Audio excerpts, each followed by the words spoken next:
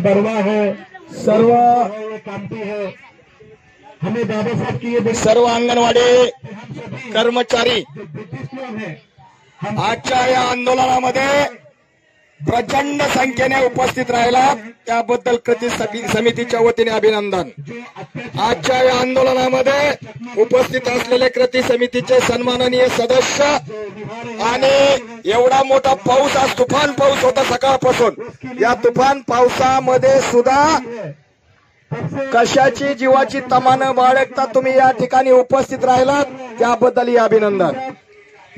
आपलं एकच ध्येय, 4 ते 5 दिवसापासून तुम्ही या ठिकाणी आंदोलन करतात, आपलं एकच ध्येय मानधनवाढीचा GR निघाला पाहिजे। या सरकारने जे आशेवर बसवलंय, या नालायक सरकारने जे आपल्याला आशेवर बसवलंय, मानधनवाढ आपल्याला दिलेली नाही। मानधन काय मागते अंगणवाडी कर्मचारी? मानधनवाढ द्या। सगळ्या कर्मचाऱ्यांना यांनी मानधनवाढ दिली, पण अंगणवाडी कर्मचाऱ्यांना यांनी मानधनवाढ दिली नाही। अंगणवाडी सगळ्यात जर जास्त काम कोण करतंय तर अंगणवाडी कर्मचारी काम करते। कोरोनामध्ये काम सगळ्यात जास्त चांगलं काम करण्याचं काम या अंगणवाडी कर्मचाऱ्यांनी केलं। अनेक अंगणवाडी कर्मचाऱ्यांनी प्राण गमावले कोरोनामध्ये। अनेक अंगणवाडी कर्मचारी, कुणी नव्हतं तिथं उभा, तिथं अंगणवाडी कर्मचारी उभा होती। एवढं काम करूनही सरकारला काही वाटत नाही। या अंगणवाडी कर्मचाऱ्यांच्या वतीने, कृती समितीच्या वतीने अनेक वर्षापासून संघर्ष चालू आहे। सरकारला मानधनवाढ यावी, सरकारने यासाठी या कृती समितीने संघर्ष सुरू केलेला आहे। मागे 4 दिवसापूर्वी 23 तारखेला उपोषण सुरू केलं अंगणवाडी कर्मचाऱ्यांनी। 42 अंगणवाडी कर्मचारी उपस्थित होत्या उपोषणासाठी, आणि त्या साखळी उपोषणाला त्यांना पाठिंबा देण्यासाठी हजारो अंगणवाडी कर्मचारी उपस्थित होत्या। आणि त्या उपोषणामध्ये पाहिलं त्या दिवशी रात्री काय अवस्था त्या रणरागिणीची झाली। धोधोवरून पाऊस पडत होता तरी त्या अंगणवाडी कार्यकर्ते हल्ल्या नाहीत।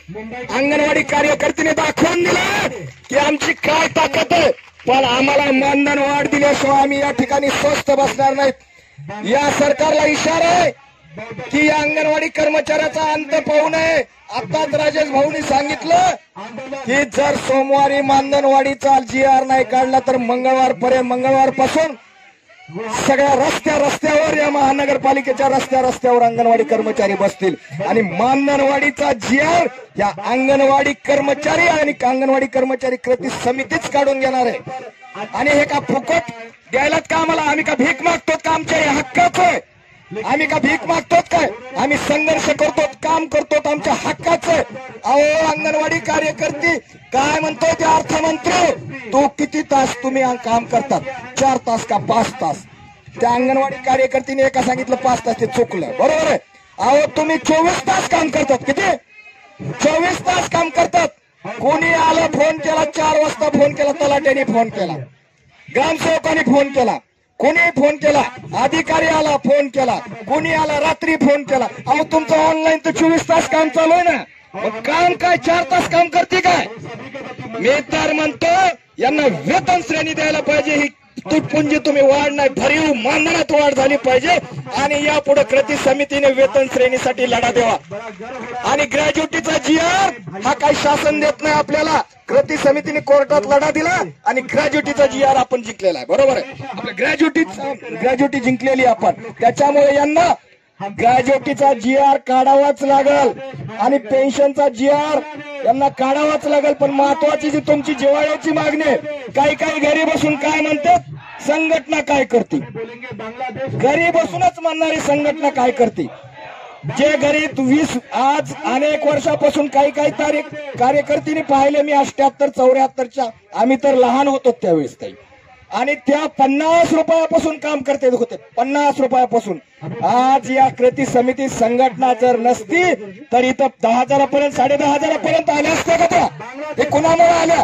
का देणे हरे पलंगावरी म्हणजे घरी बसायचं आणि म्हणायचं संघटना काय करते, संघटना काय करते? अगं बाई 20 वर्ष झालं, 25 झालं, एकदा तरी आल्यात का मोर्चाला?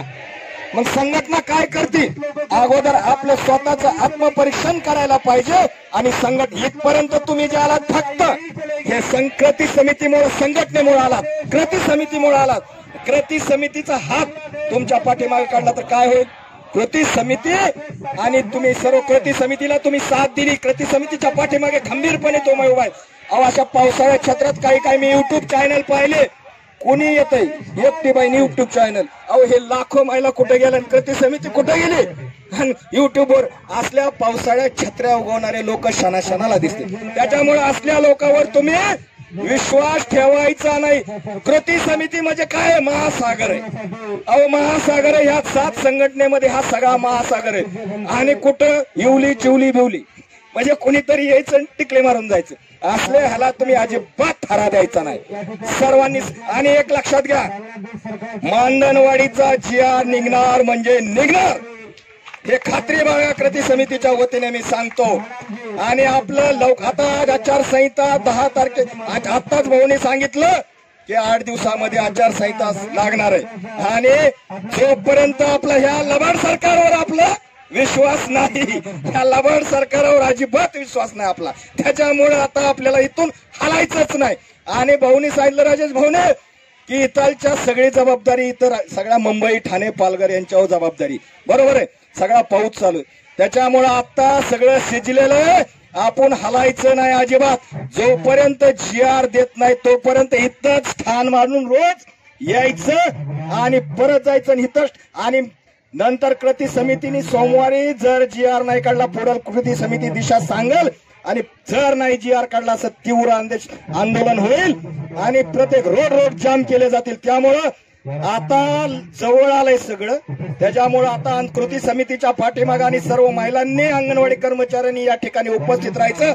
आणि परत एकदा तुमचा जो जिव्हाळ्याचा विषय, ज्या माझ्या महिला तिथं त्या जिल्ह्यामध्ये बसून आहेत, काही आल्या काही न आल्या, न आलेले बी फोन करतात कधी मानधन वाढ, कधी मानधन वाढ.